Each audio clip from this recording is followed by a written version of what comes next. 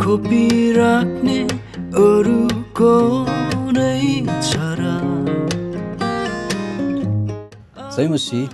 मेरो नाम जीवन थापा मगर करेन्टली चाहिँ म Kathmandu based musician and singer song writer I am also involve in Nepal music archive अनि echoes in the valley music festival त्यो बाहेक काठमाडौँ युनिभर्सिटीको म्युजिक डिपार्टमेन्टमा एज अ भिजिटिङ फ्याकल्टीको रूपमा पनि कार्यरत छु जानुहुन्छ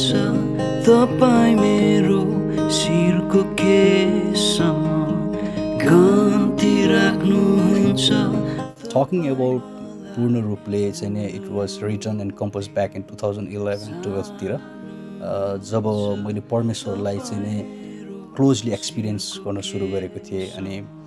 this is one of my compositions जुन चाहिँ म प्राइभेट टाइममा रिपिटेडली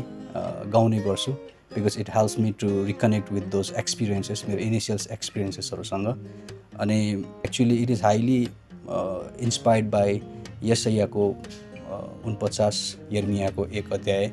जहाँनिर चाहिँ परमेश्वरले मोसालाई भन्नुभएको छ कि मैले तँलाई आमाको गर्भमा रच्नुभन्दा अगाडि नै चिनेको थिएँ अनि मैले तँलाई आमाको गर्भ अगाडिदेखि नै मैले तँलाई अलग गरेको थिएँ भनेर अनि यर्मियामा आएर चाहिँ नि आफ्नो आमाले दुधे बालकलाई त्याग्न सक्ला तर म चाहिँ तँलाई त्याग्न सक्दिनँ मेरो हत्केलामा चाहिँ तेरो नामलाई मैले खोपेर राखेको छु भनेर भन्दछ आमाको गर्भमा हुन अघि नै मलाई चिन्ने अरूको नै छ र सो जब मेरो लाइफमा चाहिँ नि यस्तो सिचुएसन आउँछ जुन सिचुएसनको चाहिँ मसँग एन्सर्स हुँदैन त्यतिखेर चाहिँ I have to trust in the process of God अनि यो सङले चाहिँ नि मलाई पूर्ण रूपले प्रभुप्रति समर्पित हुनको निम्ति हेल्प गर्दछ अनि यो अब प्रड्युस भइसकेको छ अनि म चाहन्छु तपाईँहरू हेर्नुहोस् अनि आशिषित बन्नुहोस् यसरी